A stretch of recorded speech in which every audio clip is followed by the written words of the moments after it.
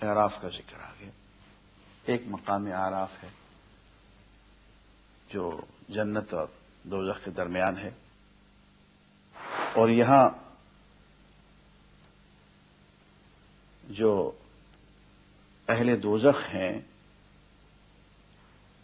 ان کو اہل اعراف دیکھیں گے تو پوچھیں گے کہ یار تم تو بڑی طاقتور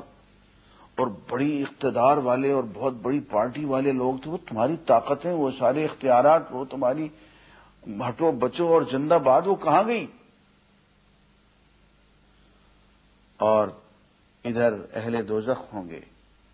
کہ وہ اہل جنت سے رزق مانگیں گے، پانی مانگیں گے، اور ان کو کچھ نہیں دیا جائے گا. اور اہل جنت یہ کہیں گے کہ